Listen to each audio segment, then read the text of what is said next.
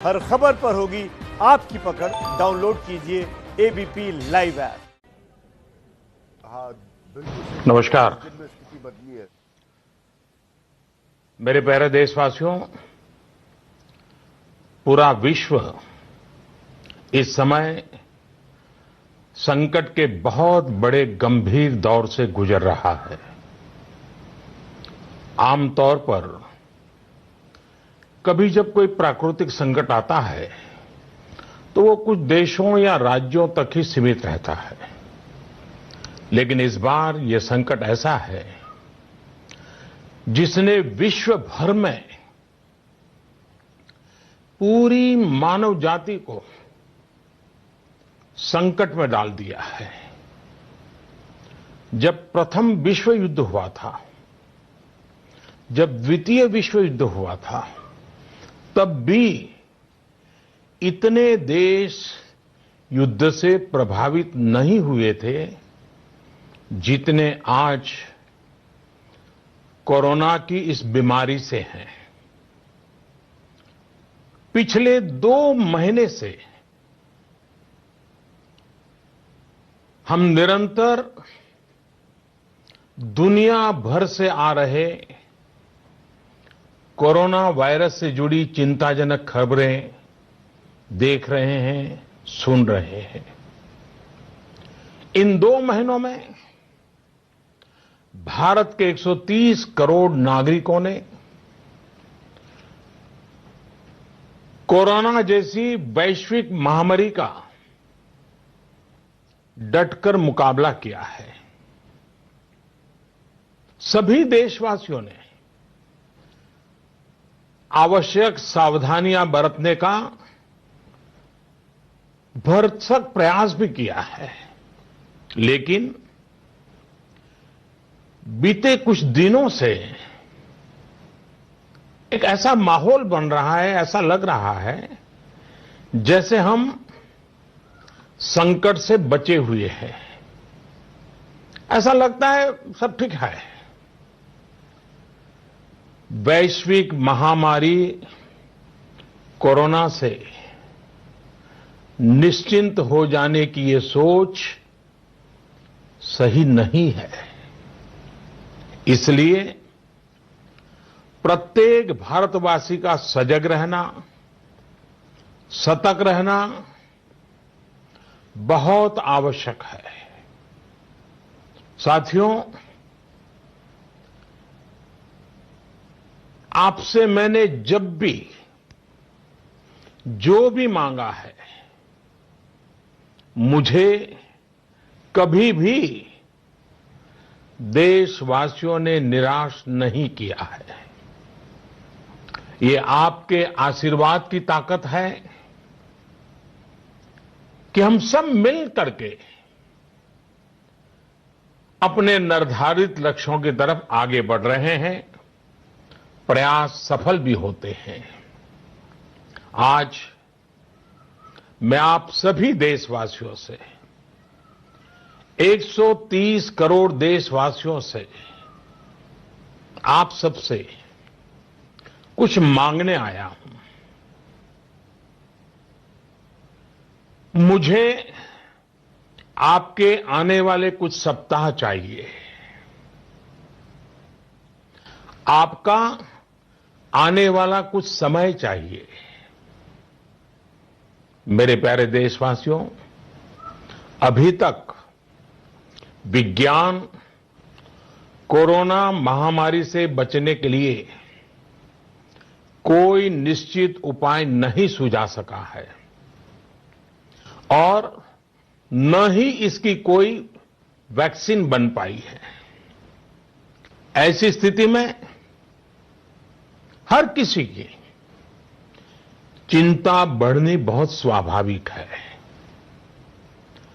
दुनिया के जिन देशों में कोरोना का वायरस और उसका प्रभाव ज्यादा देखा जा रहा है, वहां अध्ययन में एक और बात सामने आई है। इन देशों में शुरुआती कुछ दिनों के बाद अचानक बीमारी का जैसे विस्फोट हुआ है। इन देशों में कोरोना से संक्रमित लोगों की संख्या बहुत तेजी से बढ़ी है। भारत सरकार इस स्थिति पर, इस वैश्विक महामारी के फैलावे के इस ट्रैक रिकॉर्ड पर पूरी तरह नजर रखे हुए है। हालांकि कुछ देश ऐसे भी हैं जिन्होंने आवश्यक निर्णय भी किए और अपने यहां के लोगों को ज्यादा से ज्यादा आइसोलेट करके स्थिति को संभाला है। और उसमें नागरिकों की भूमिका बहुत अहम रही है। भारत जैसे 130 करोड़ की आबादी वाले देश के सामने, और हम वो देश हैं जो विकास के लिए प्रयत्नशील देश हैं, और हम जैसे देश पर कोरोना का ये संकट सामान्य बात नहीं है। आज जब बड़े बड़े और विकसित देशों में हम इस वैश्विक महामारी का व्यापक प्रभाव देख रहे हैं, तो भारत पर इसका कोई प्रभाव नहीं पड़ेगा, ये मानना गलत है। और इसलिए इस वैश्विक महामारी का मुकाबला करने के लिए दो प्रमुख बातों की आवश्यकता है। पहला, संकल्प, और दूसरा, संयम। संकल्प और संयम। आज 130 करोड़ देशवासियों को अपना संकल्प और दृढ़ करना होगा कि हम इस वैश्विक महामारी को रोकने के लिए एक नागरिक के नाते अपने कर्तव्य का पालन करेंगे। केंद्र सरकार, राज्य सरकारों के दिशा निर्देशों का पूरी तरह से पालन करेंगे। आज हमें ये संकल्प लेना होगा कि हम स्वयं संक्रमित होने से बचेंगे और दूसरों को भी संक्रमित होने से बचाएंगे। साथियों, इस तरह की वैश्विक महामारी में एक ही मंत्र काम करता है, हम स्वस्थ तो जग स्वस्थ। हम स्वस्थ तो जग स्वस्थ। ऐसी स्थिति में जब इस बीमारी की कोई दवा नहीं है, तो हमारा खुद का स्वस्थ बने रहना यह सबसे पहली आवश्यकता है। इस बीमारी से बचने और खुद के स्वस्थ बने रहने के लिए दूसरी अनिवार्यता है, वो है संयम। और संयम का तरीका क्या है? भीड़ से बचना, घर से बाहर निकलने से बचना, आजकल जिसे सोशल डिस्टेंसिंग कहा जा रहा है, कोरोना वैश्विक महामारी के इस दौर में ये सोशल डिस्टेंसिंग ये बहुत ही ज्यादा आवश्यक है और कारगर भी है। हमारा संकल्प और संयम इस वैश्विक महामारी के प्रभाव को कम करने में बहुत बड़ी भूमिका निभाने वाला है। और इसलिए अगर आपको लगता है कि आप ठीक हैं, आपको कुछ नहीं होगा, आप ऐसे ही मार्केट में घूमते रहेंगे, सड़कों पर जाते रहेंगे और कोरोना से बचे रहेंगे, मैं समझता हूं ये सोच सही नहीं है। ऐसा करके आप अपने साथ और अपने प्रियजनों को, अपने परिवार के साथ अन्याय करेंगे।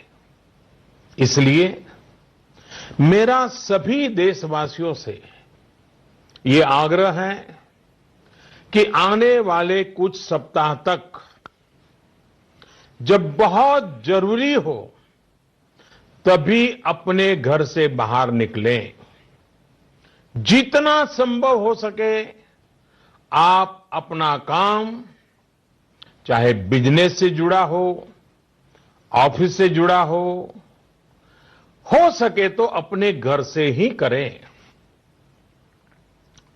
जो सरकारी सेवाओं में हैं, अस्पताल से जुड़े हैं, जनप्रतिनिधि हैं, जो मीडिया कर्मी हैं, इनकी सक्रियता तो आवश्यक है, लेकिन समाज के बाकी सभी लोगों को खुद को बाकी भीड़भाड़ से, बाकी समारोह से आइसोलेट कर लेना चाहिए। मेरा एक और आग्रह है कि हमारे परिवार में जो भी सीनियर सिटीजन्स हो, 60-65 वर्ष की आयु के ऊपर के व्यक्ति हो, वो आने वाले कुछ सप्ताह तक घर से बाहर न निकलें।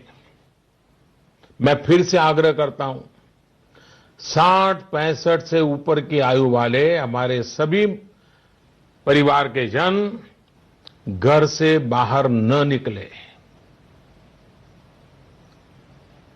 हो सकता है कि वर्तमान पीढ़ी पुरानी कुछ बातों से परिचित नहीं होगी, लेकिन मैं आपको बताना चाहता हूं, मैं जब छोटा था उस समय हम अनुभव करते थे। उस समय जब युद्ध की स्थिति होती थी तो गांव-गांव ब्लैकआउट किया जाता था। शीशे पर भी कागज लगा दिया जाता था, लाइट बंद रखी जाती थी, लोग रात भर चौकी करते थे और युद्ध न हो तो भी साल में 1-2 बार तो वहां के जो नगर पालिकाएं होती थी वो जागरूक होकर के ये ब्लैकआउट का ड्रिल भी करवाती थी। लोगों को आदत बनी रहे इसके लिए प्रयास करती थी। और इसलिए मैं आज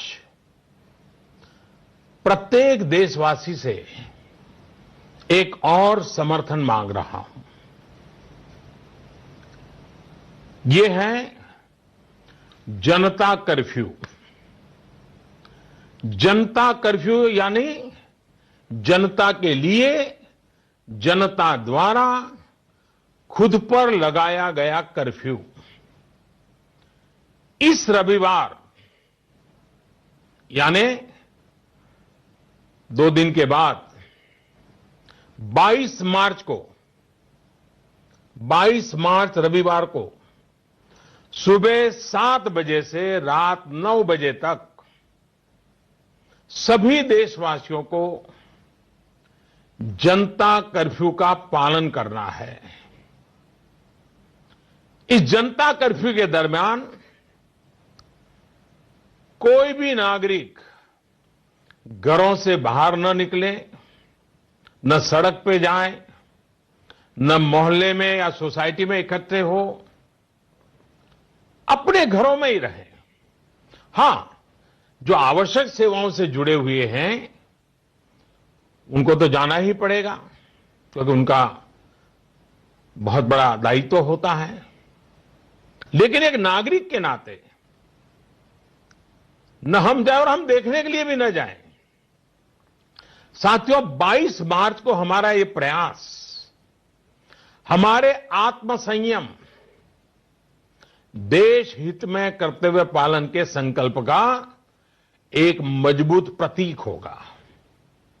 22 मार्च को जनता कर्फ्यू की सफलता, इसके अनुभव हमें आने वाली चुनौतियों के लिए भी तैयार करेंगे। मैं देश की सभी राज्य सरकारों से भी आग्रह करूंगा कि वो जनता कर्फ्यू का पालन कराने का नेतृत्व करें।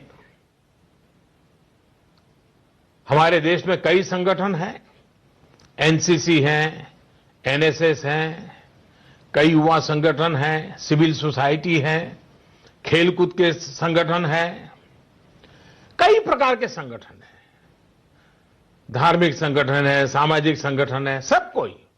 सबसे मैं अनुरोध करूंगा कि अभी से लेकर रविवार तक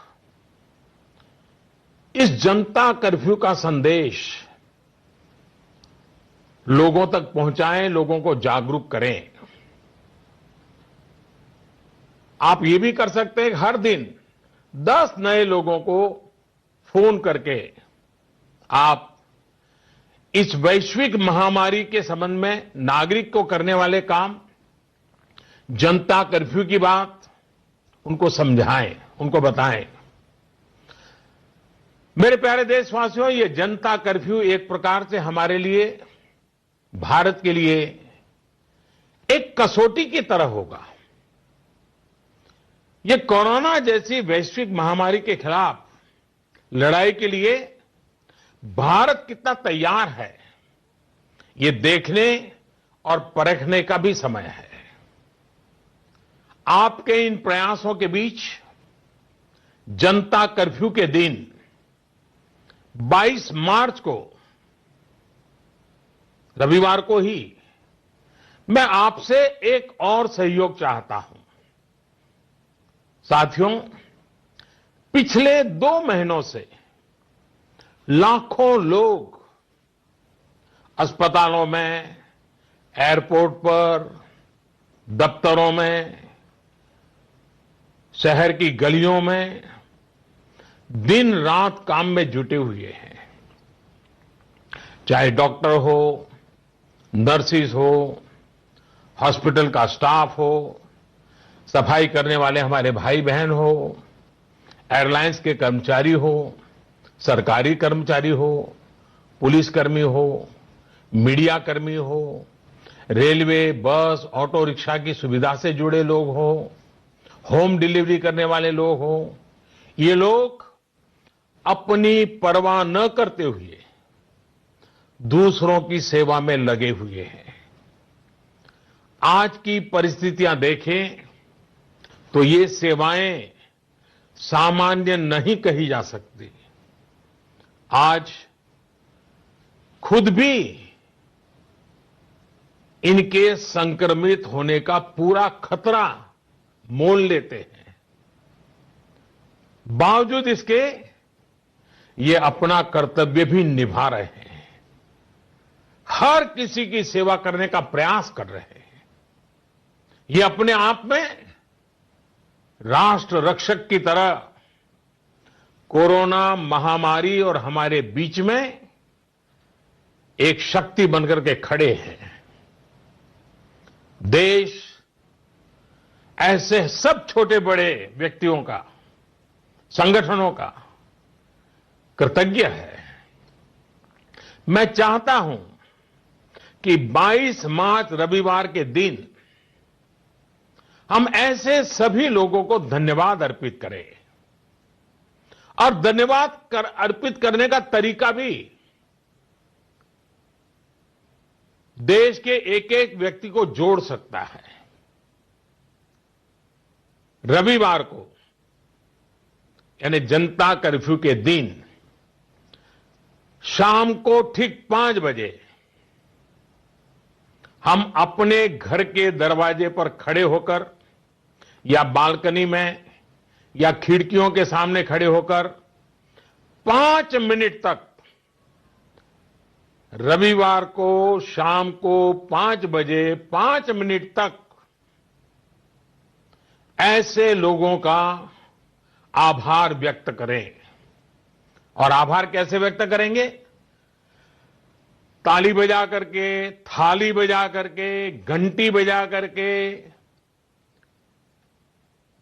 हम उनके प्रति अपनी कृतज्ञता व्यक्त करें, उनका हौसला बढ़ाएं, उनको सैल्यूट करें।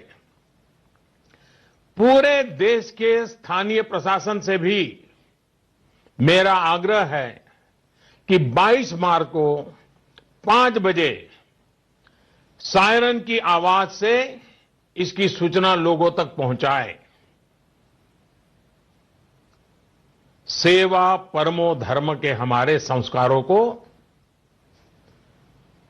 मानने वाले ऐसे देशवासियों के लिए हमें पूरी श्रद्धा के साथ अपने भाव व्यक्त करने चाहिए। साथियों, संकट के इस समय में आपको यह भी ध्यान रखना है कि हमारी आवश्यक सेवाओं पर, हमारे हॉस्पिटलों पर दबाव बढ़ना नहीं चाहिए, ताकि हमारी हॉस्पिटल की व्यवस्थाओं को, हमारे डॉक्टरों को, हमारे पैरामेडिकल स्टाफ को इस महामारी के लिए प्राथमिकता देने की सुविधा बने। और इसलिए मेरा सभी देशवासियों से आग्रह यह भी है कि रूटीन चेकअप के लिए अस्पताल जाने की हमारी जो भी आदत रही हो, उससे बचना चाहिए। जितना बच सके बचना चाहिए। आपको बहुत जरूरी लग रहा हो तो अपनी जान पहचान वाले डॉक्टर, आपके फैमिली डॉक्टर या अपने रिश्तेदारी में जो डॉक्टर हो, उनसे फोन पर ही उनसे आवश्यक सलाह ले ले। अगर आपने इलेक्टिव सर्जरी जो बहुत आवश्यक ना हो, ऐसी सर्जरी उसकी कोई डेट ले रखी है, तो मेरा आग्रह है कि इसे भी आगे बढ़वा दें, 1 महीना बाद की तारीख ले लें। साथियों, इस वैश्विक महामारी का अर्थव्यवस्था पर भी व्यापक प्रभाव पड़ रहा है। कोरोना महामारी से उत्पन्न हो रही आर्थिक चुनौतियों को ध्यान में रखते हुए सरकार ने, भारत सरकार के वित्त मंत्री के नेतृत्व में, फाइनेंस मिनिस्टर के नेतृत्व में सरकार ने एक कोविड-19 इकोनॉमिक रिस्पांस टास्क फोर्स, इसके गठन का फैसला लिया है। ये टास्क फोर्स सारे स्टेक होल्डर से नियमित संपर्क में रहते हुए, फीडबैक लेते हुए, हर परिस्थिति का आकलन करते हुए निकट भविष्य में फैसले लेगी। ये टास्क फोर्स ये भी सुनिश्चित करेगी कि आर्थिक मुश्किलों को कम करने के लिए जितने भी कदम उठाए जाएं, उन पर प्रभावी रूप से अमल हो। निश्चित तौर पर ये महामारी ने देश के मध्यम वर्ग, निम्न मध्यम वर्ग और गरीब के आर्थिक हितों को भी गहरी क्षति पहुंचा दी है। संकट के इस समय में मेरा देश के व्यापारी जगत, उच्च आय वर्ग से भी आग्रह है कि अगर संभव है तो आप जिन जिन लोगों से सेवाएं लेते हैं, उनके आर्थिक हितों का ध्यान रखें। हो सकता है आने वाले कुछ दिनों में ये लोग दफ्तर ना आ पाए, आपके घर ना आ पाए, ऐसे में उनका वेतन न काटे, पूरी मानवीयता के साथ, संवेदनशीलता के साथ फैसला ले। हमेशा याद रखिएगा, उन्हें भी अपना परिवार चलाना है, अपने परिवार को बीमारी से बचाना है। मैं देशवासियों को इस बात के लिए भी आश्वस्त करता हूं कि देश में दूध, खाने पीने का सामान, दवाइयां, जीवन के लिए जरूरी ऐसी आवश्यक चीजों की कमी ना हो, इसके लिए तमाम कदम उठाए जा रहे हैं। ये सप्लाई कभी रोका नहीं जाएगा। इसलिए मेरा सभी देशवासियों से ये आग्रह है कि जरूरी सामान संग्रह करने की होड़ न लगाएं। आप पहले जैसे करते हैं वैसे ही सामान्य रूप से ही खरीदारी करें। पैनिक बाइंग ये कतई ठीक नहीं है, उसको न करें। साथियों, पिछले 2 महीनों में 130 करोड़ भारतीयों ने, देश के हर नागरिक ने देश के सामने ये जो संकट आया है, उस संकट को देशवासियों ने अपना संकट माना है। भारत के लिए, समाज के लिए, देशवासियों से जो बन पड़ा है, हर किसी ने किया है। मुझे भरोसा है कि आने वाले समय में भी हम सभी देशवासी अपने कर्तव्यों का, अपने दायित्वों का इसी तरह निर्वाह करते रहेंगे। हां, मैं मानता हूं कि ऐसे समय में कुछ कठिनाइयां भी आती हैं। आशंकाओं और अफवाहों का वातावरण भी पैदा होता है। कई बार एक नागरिक के तौर पर हमारी अपेक्षाएं भी पूरी नहीं हो पाती।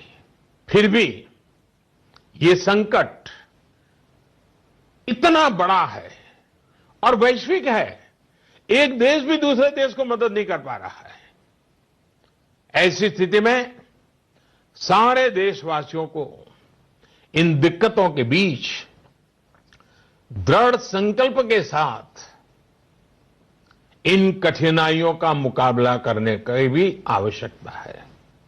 साथियों, हमें अभी अपना सारा सामर्थ्य खुद को बचाने के लिए, कोरोना से बचने के लिए ही प्राथमिकता देनी है। आज देश में केंद्र सरकार हो, राज्य सरकारें हो, स्थानीय निकाय हो, पंचायतें हो, जनप्रतिनिधि हो या फिर सिविल सोसाइटी, हर कोई अपने अपने तरीके से इस वैश्विक महामारी से बचने में अपना योगदान दे रहा है। आपको भी अपना पूरा योगदान देना है। ये आवश्यक है कि वैश्विक महामारी के इस वातावरण में मानव जाति विजयी हो, भारत विजयी हो। मेरे प्यारे देशवासियों, कुछ दिन में नवरात्रि का पर्व आ रहा है। ये शक्ति उपासना का पर्व है। भारत पूरी शक्ति के साथ आगे बढ़े, इस संकल्प को लेकर के आवश्यक संयम का पालन करते हुए आओ हम भी बचें, देश भी बचाएं, जग को भी बचाएं। फिर एक बार मैं आग्रह करूंगा जनता कर्फ्यू के लिए, मैं आग्रह करूंगा सेवा करने वालों का धन्यवाद करने के लिए। आपका भी बहुत बहुत धन्यवाद। मैं शेखर कपूर लेके आ रहा हूं प्रधानमंत्री सीरीज 2 शनिवार रात 10 बजे।